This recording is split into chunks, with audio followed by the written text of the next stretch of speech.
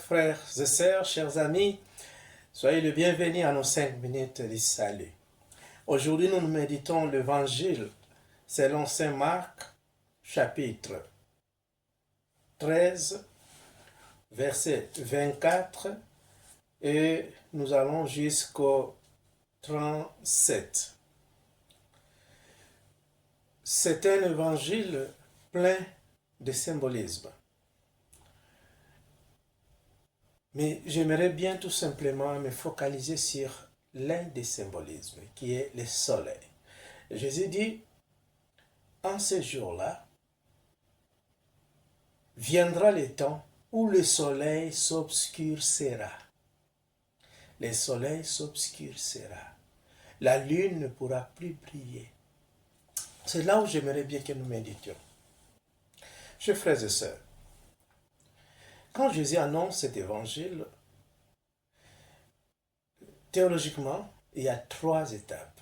Jésus annonce quelque chose qui va se faire au futur, quelque chose qui se fait au présent et quelque chose pour nous qui était déjà au passé. Mais nous n'allons pas dans cette discussion. J'aimerais tout simplement que nous méditions sur le soleil qui brille. Et Jésus dit, il y aura un temps que ce soleil ne pourra plus briller. Il y aura un temps où ce soleil s'obscurcira. Qu'est-ce que cela veut dire? Alors, je ramène directement cet évangile à notre temps. Nous savons que chaque fois, dans notre temps, nous avons nos soleils. Ce soleil peut symboliser. Déjà à ce temps-là, Jésus parlait de l'empereur. L'empereur s'appelait le soleil. C'est lui qui donnait de la lumière à son peuple.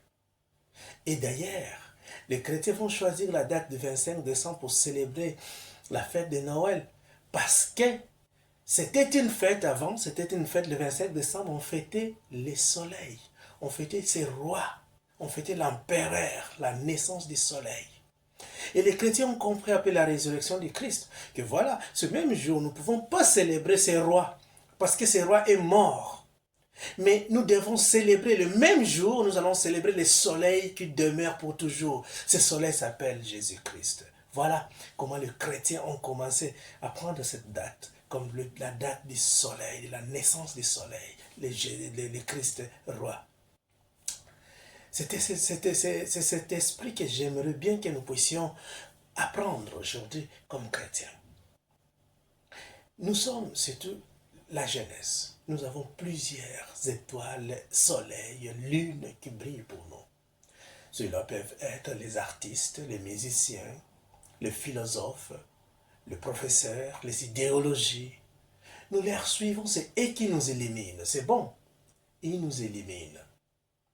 Mais souvent, l'histoire nous montre que ces idoles, ces étoiles, ces soleils, ils ne vivent pas pour toujours. Il y a un jour, ils partent. Il y a un jour, ils nous abandonnent. Il y a un jour, ils chutent.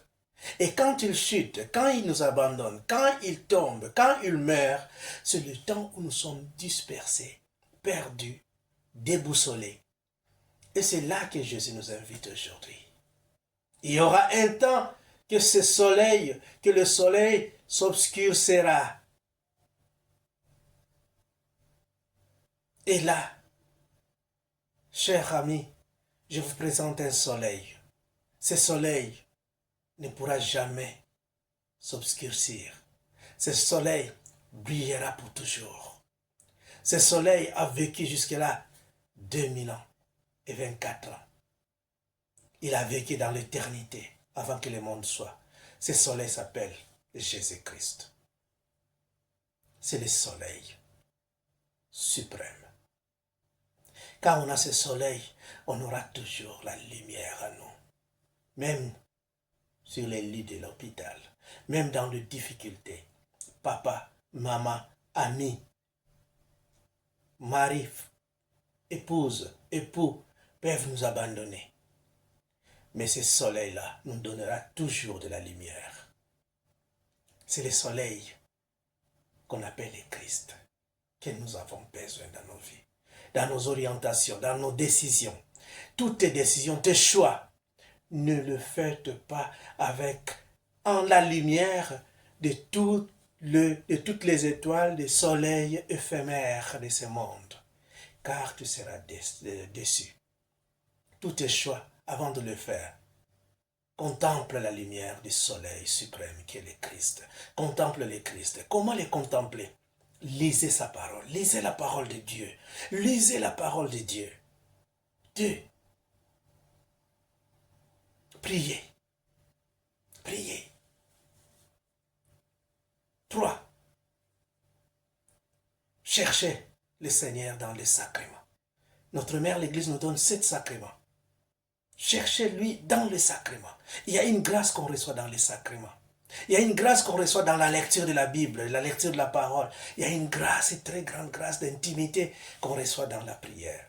Voilà donc ces 3 choses qui peuvent nous aider ce dimanche pour que nous puissions contempler le soleil suprême. Le soleil qui ne s'obscurcira jamais, qui sera toujours là pour nous donner la lumière, nous donner des orientations de pistes. Chers frères et sœurs, voilà donc la méditation de ce dimanche. Méfie-toi de toutes les étoiles, de toutes les choses, de tout le soleil de ce monde éphémère. Les artistes, les musiciens, les youtubeurs, les tiktokers, toutes ces personnes influenceuses. Ils nous donneront des orientations, mais quand eux-mêmes ne seront plus là, nous serons déboussolés. Il n'y a que le Christ qui sera toujours là pour toi. Alors, bon dimanche et bonne méditation. Amen. Kwa